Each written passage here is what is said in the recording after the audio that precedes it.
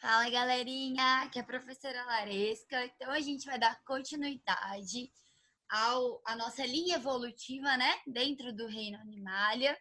Então, nós falamos já sobre os poríferos, em seguida nós falamos sobre os quinidários, e agora, caminhando um pouquinho, nós chegamos no grupinho dos plateumintos. E agora, galera, a gente chega num grupo muito especial para mim. Eu tenho um sentimento muito especial, principalmente pelo bichinho daqui, que eu vou contar um pouquinho mais sobre isso para vocês conforme a gente for falando sobre.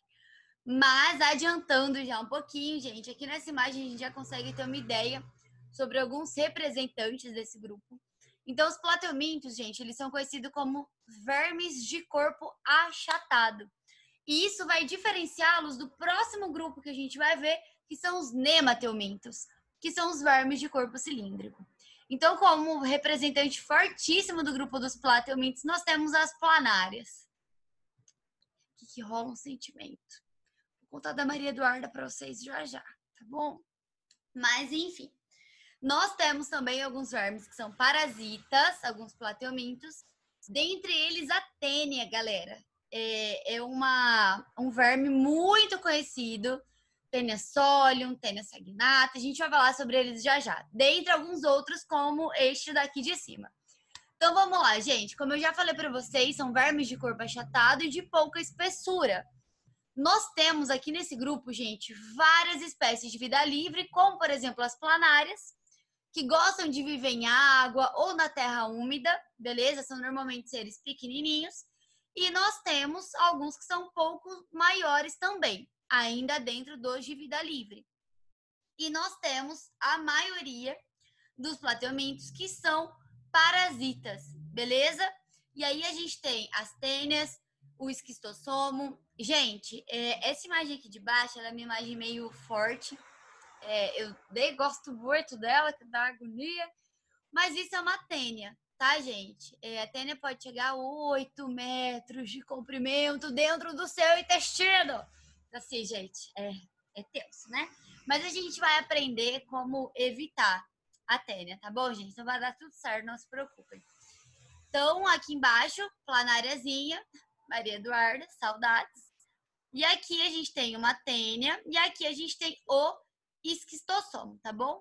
Eita, gente, acho que travou. Ou não. Tomara que não. Continuando, então. Gente, vamos falar um pouquinho sobre o sistema digestório desses seres. Vocês lembram que na aula passada eu falei para vocês que a gente fala que o animalzinho tem sistema digestório incompleto quando ele apresenta apenas uma cavidade? Como assim? O alimento entra e os restos saem pela mesma cavidade. Os plateumintos, eles ainda apresentam um sistema digestório incompleto. Então, a digestão deles vai acontecer dentro de um tubo, mas elas não apresentam sistema digestório, tá bom? Então, o alimento entra pelo um buraquinho, que a gente chama de boca, vai acontecer ali dentro de um tubinho, vai sair os restinhos pelo mesmo buraquinho, beleza? Detalhe, esse buraquinho, gente, fica na região ventral, tá bom? Na parte de baixo da tênia, dos plateumintos. Gente, elas apresentam um sistema nervoso difuso por todo o corpo. Lembra? Novidade evolutiva de quinidários. Então, manteve. E elas apresentam órgãos sensoriais na região da cabeça. Novidade evolutiva. Esses órgãos sensoriais, gente, é o que nós chamamos de ocelo. E é esse olhozinho dela. Oh, que bonitinho, né? Fofo. E ele capta a luz. Então, ela consegue saber se está claro ou escuro. A planária enxerga como a gente? Óbvio que não, né, gente? Mas ela consegue saber se está claro ou escuro. Isso já é uma coisa muito legal, tá bom? Gente, as planárias apresentam uma simetria bilateral. Então, se você cortar o corpinho dela no meio, passar um traço, você tem duas partes iguais. E ela não possui sistema respiratório e nem circulatório. Calma, né, gente? Daqui a um pouco a gente chega lá. A gente está caminhando aos pouquinhos.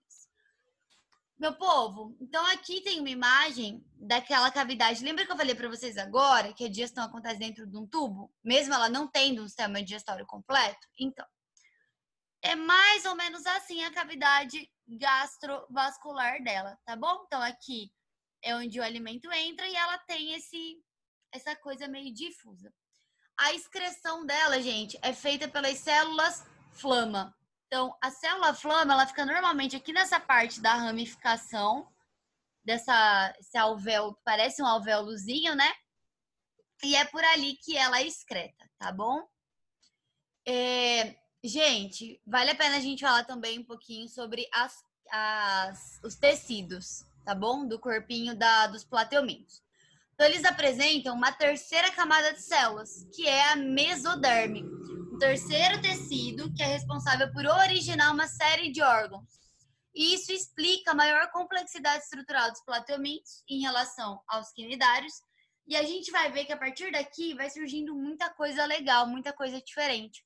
Então, olhem aqui a estrutura. Ó, a cavidade digestiva, a epiderme. A gente fala que eles ainda são acelomados, a gente vai entender depois o que é isso. E quando a gente dá um zoom nessa parte aqui da parede, a gente tem epiderme, uma certa musculatura, e tudo isso a gente chama de tubo musculodermático. Beleza, meu povo? E aí, gente, a mesoderme ela seria um tecido um pouco mais interno, tá bom?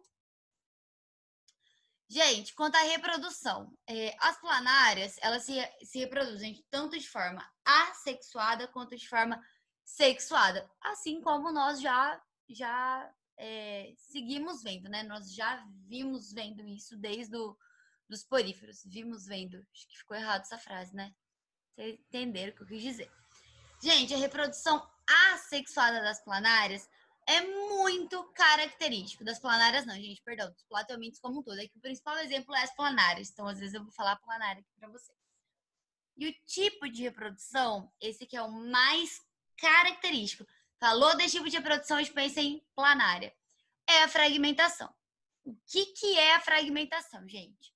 Nada mais é do que você fragmentar, você dividir o corpo desse ser e a partir desse pedacinho que você dividiu, ele vai regenerar, ele vai formar um outro indivíduo. Sim, galera, se eu dividir uma planária em 3, eu vou ter 3 novas planárias. Olha que doideira. E é aqui que entra a triste história da Maria Eduarda. Tá bom, gente? Mas eu vou contar ela para vocês pelo Zoom. Quem assistir a aula de quarta vai saber da Maria Eduarda. Beleza, gente? E o videozinho sobre a fragmentação a gente assiste também pelo Zoom. Detalhe, o slide já está na nossa pastinha do Drive. Quem quiser, só copiar o linkzinho e jogar no YouTube, tá bom? Gente, reprodução sexuada, como que acontece? A fecundação, gente, normal, gameta masculino com gameta feminino. E ela é interna. Olha só que legal. É muito comum, gente, seres que vivem na água ter fecundação externa, tá? Como eu já falei para vocês, das planárias são internas. Então, normalmente a gente tem indivíduos que são hermafroditas. Como assim hermafroditas? Os dois sexos no mesmo indivíduo, tá bom? Eles podem se autofecundar, assim como as tênias, e eles podem não se autofecundar, mesmo sendo hermafrodita, tá bom? E nós temos também indivíduos com sexos separados. Principal exemplo, gente, deixa eu achar uma foto aqui para vocês. É o esquistossomo. O esquistossomo, ele tem a fêmea e o macho e eles apresentam um formato de corpo diferente, gente. Então, nós temos, sim, indivíduos com sexo separado, dioicos, e nós temos indivíduos monóicos, como as tênias, beleza? A planária, gente, ela pode ter dos dois tipos, mas o mais comum é que ela seja hermafrodita. Mas não é porque ela é hermafrodita que ela se autofecunda. Olha aqui, duas planárias copulando. Elas normalmente fazem essa posição mesmo que tá ali, aí aqui a parte genital de um com a do outro se encosta, e aí um passa o gameta feminino, o outro masculino, na verdade, né? Um recebe o gameta masculino, o outro também pode passar o gameta feminino, porque eles produzem os dois. E aí eles formam tipo esses casulinhos que eles costumam depositar em algum substrato. Um substrato muito comum, como está representado aqui, são em folhas. Beleza, gente? Em plantas, né? Que vivem ali naquele ambiente ou dos laguinhos, ou até numa terra bem úmida também a gente encontra planárias. Beleza, meu povo? Então é mais ou menos essa forma de reprodução das planárias. Gente, quando a gente fala em aspectos ecológicos, a gente acaba trazendo sempre um pouquinho para os seres humanos. Como eu falei para vocês, dentro dos plateumintos, nós temos alguns seres que causam doenças aos seres humanos, que são parasitas. E aí vale a pena a gente falar um pouquinho sobre eles. As duas principais doenças causadas, que nós chamamos de verminoses, são a esquistossomose, causada pelo esquistossomo, e nós temos a teníase e a cisticercose, que é causada pela Taenia solium ou a saginata. Galera, teníase e cisticercose é causada pelo mesmo parasita, mas são doenças diferentes, porque são partes do ciclo de vida diferente. Nós vamos entender um pouquinho melhor sobre isso agora. Eu ia falar já, mas já é agora. Gente, então vamos falar um pouquinho sobre essas duas doenças, que eu acho que é a principal, é a mais comum. Como eu já falei para vocês, ela é causada pelo mesmo verme, mas em estágios de vida diferentes. A Taenia solium, ela pode chegar até 3 metros e a saginata, 8. Beleza, gente? Gente, eu tô falando saginata, mas eu acho que é saginata e não saginata. Eu tô pronunciando errado. Sorry. Ou eu escrevi... Não, mas é saginata, é saginata mesmo. Eu acho que sou eu que tô falando errado, tá? Cancelem aí, erro. Não vou refazer o vídeo não, tá, gente? Vocês me amem mesmo pronunciando errado, tá tudo certo. Gente, então continuando. As tênias, elas são muito conhecidas como solitárias. Por quê? Porque eu acabei de falar pra vocês, elas são hermafroditas e elas se reproduzem sozinhas. Elas se autofecundam. É o indicado? Não, não é o que os bichinhos gostam de fazer. Mas elas se reproduzem dessa forma porque para ela é conveniente. Então, normalmente, só tem um indivíduo no hospedeiro, beleza? Então, ela se reproduz sozinha, tudo certo, todo mundo fica feliz. As pessoas podem sim, tá, gente? Ser infestadas por mais de uma tênia, ter mais do que uma no seu organismo, mas normalmente tem uma só. Gente, então essa é a carinha de uma tênia.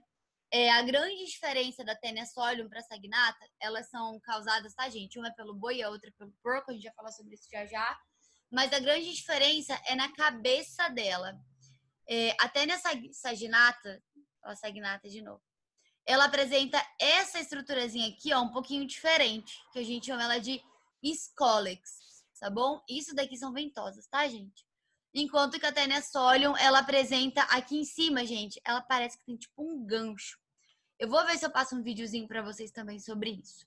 E aí, galera, o que é o legal do corpinho dela? Vocês estão vendo que ela é toda segmentadinha? Esses segmentos é como se cada uma dessas partes fosse um indivíduo completo. Como assim? Cada uma dessas partes, um indivíduo completo não, perdão. Mas cada uma dessas partes apresenta uma parte reprodutiva. Então, cada uma dessas partes pode se reproduzir. Isso é muito doido. Então, não é que ela é o indivíduo, é que ela pode gerar um indivíduo, tá bom? Eu tinha falado de uma forma confusa para vocês. Então, olha aqui essa imagenzinha.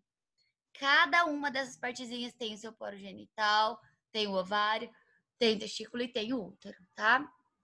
Gente, agora vamos entender um pouquinho sobre o ciclo, tá?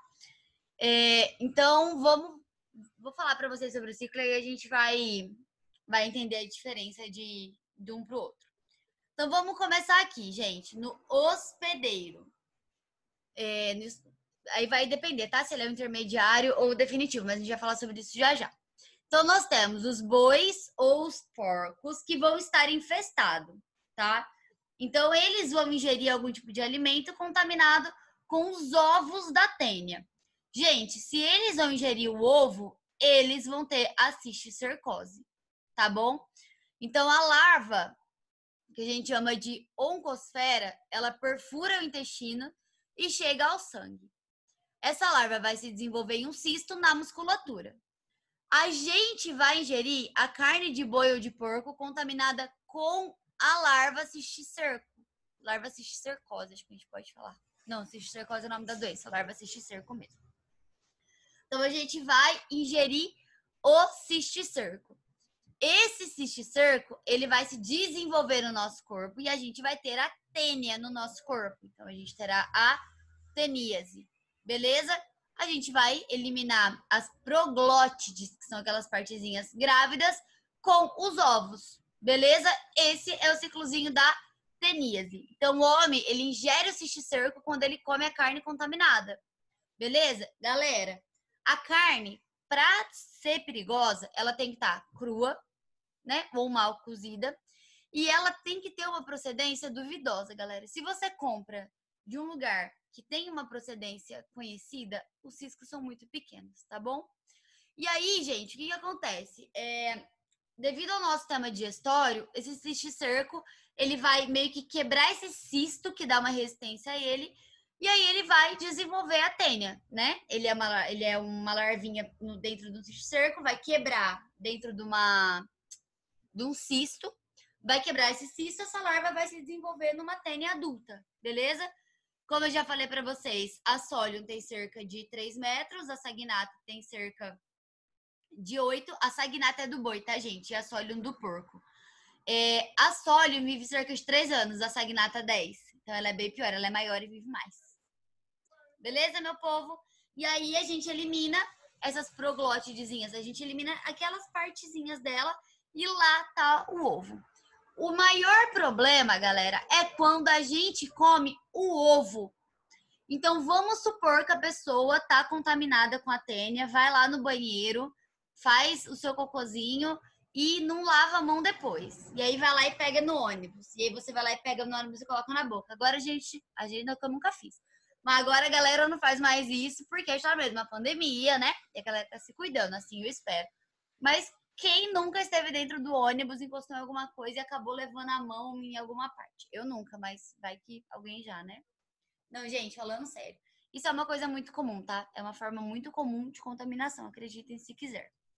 E aí tem o grande problema, porque aí você tá ingerindo a proglotide grávida, você tá ingerindo ovo. E aí a paradinha é mais séria, tá bom, gente? Galera, se você ingerir... detalhe, galera, não é só diretamente das fezes, tá? Alimento contaminado com fezes.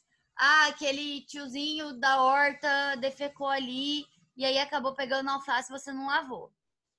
Eu bebi água de um rio, só que o tiozinho defecou no rio.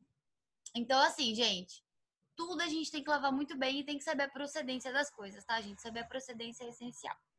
Então, continuando sobre o ciclozinho da cisticercose, gente, se for a telessóleo, os ovos vão se abrir no intestino e as larvas vão migrar para os tecidos moles. Como assim tecidos moles?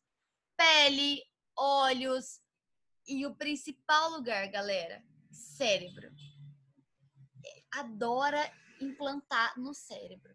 E aí lá a larva vai incistar, ou seja, vai gerar o cisticerco. E isso é um grande problema. Gente, pode causar problemas seríssimos, tá? Danos seríssimos e irreversíveis ao cérebro. Beleza? Então, nesse caso, o homem seria o hospedeiro intermediário, ok? No caso da teníase, hospedeiro definitivo. Mas a gente vai conversar sobre isso de hospedeiro um pouquinho mais pra frente, tá? Então, gente, aqui eu só coloquei um quadrinho, né, comparativo.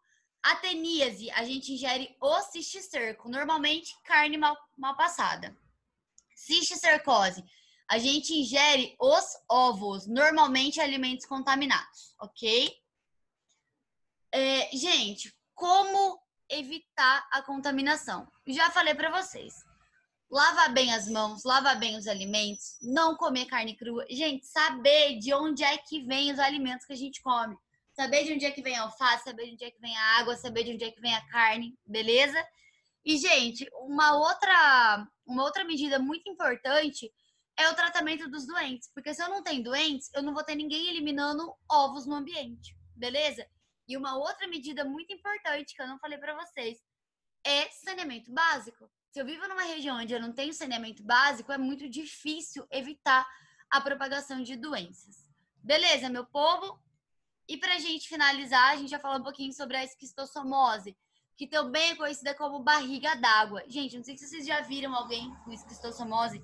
A barriga da pessoa parece que vai explodir. Fica uma barriga, literalmente parece que tá cheia de água, assim. É bem característico. E ela é causada pelo esquistossoma mansoni.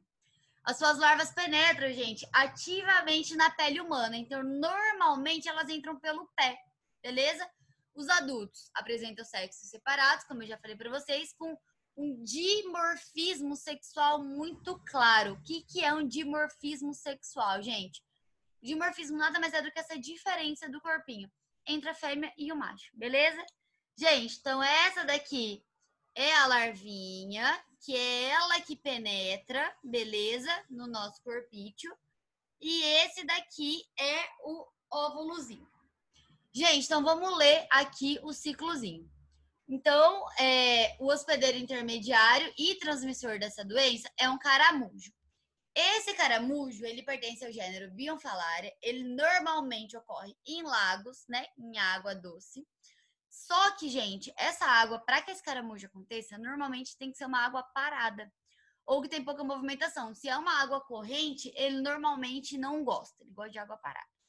Então, a larvazinha vai penetrar no pé, normalmente no pé, porque a pessoa às vezes está com o pezinho ali ou está em pé no riozinho. Elas vão migrar para o sistema porta-hepático, um conjunto de vasos sanguíneos que irrigam a região do fígado. E ali é onde elas vão se implantar. Então, gente, olhando aqui pelo ciclozinho, vamos começar aqui pelo homenzinho. Então, o indivíduo, né, infectado vai defecar em local inadequado. Essas fezes, contendo os ovozinhos, vão parar no riozinho. No riozinho, esses ovos, contendo a larvinha, vai penetrar no caramujo. Lá dentro, ele vai desenvolver as cercárias. E aí, eles vai liberar isso na água. Beleza? Quando ele libera isso na água, essas cercárias, que é a larvinha, o homem tá lá, deu bobeira, ela vai penetrar. E aí ela vai para a corrente sanguínea e ela atinge o fígado. Ali ela se desenvolve, dando origem a um verme adulto. Galera, principais sintomas: febre, dor de cabeça, tosse, diarreia, calafrio, sudorese, dor muscular, falta de apetite e fraqueza. Além disso, pode ter alterações no fígado e no baço. Só que normalmente, gente, os outros sintomas aparecem primeiro, tá? Porque ela migra até ela chegar no fígado. Então, normalmente a pessoa infectada vai apresentar os outros sintomas antes. Gente, febre, sempre febre. Diarreia é muito comum também. E esse negócio de calafrio e suando e dor, você não sabe direito onde é a dor, é meio típico dessa doença, tá bom? Gente, medidas profiláticas, né? Qual que é a profilaxia? Como cuidar disso? Tratamento dos doentes com medicamentos, que isso evita, né, a dispersão. Saneamento básico, como eu já falei para vocês. Combater o caramujo, galera. Se eu não tiver o caramujo com o hospedeiro intermediário, eu não vou ter a doença sendo transmitida. Gente, educação sanitária. Explicar para as pessoas que não pode defecar em qualquer lugar, desde que tenha o saneamento básico, porque se não tiver fica difícil, né? E higiene pessoal, gente. Beleza? Então é mais ou menos a mesma coisa do outro, com exceção da carne, né? Meu povo, então é isso que a gente tem de plateumintos. O nosso próximo conteúdo são os nematelmintos. Eu acho que eu já comentei com vocês, gente, mas a partir desse conteúdo a gente começa a pegar um pouquinho mais pesado. É bastante informação e a gente precisa seguir o nosso cronograma. Então, fica um pouquinho mais pesado. Mas eu tenho certeza que a gente junto vai conseguir caminhar. Eu vou ajudando vocês vão me ajudando e dá tudo certo, tá bom? Gente, então é isso. Eu espero que vocês estejam conseguindo entender. Na próxima aula, a gente continua falando sobre os nematelmintos. E quarta-feira, pelo Zoom, a gente tira dúvida, assiste vídeo e discute um pouquinho mais sobre isso, tá bom? E eu vou contar sobre a triste história da Maria Eduarda. Gente, grande beijo para vocês e até a nossa próxima videoaula.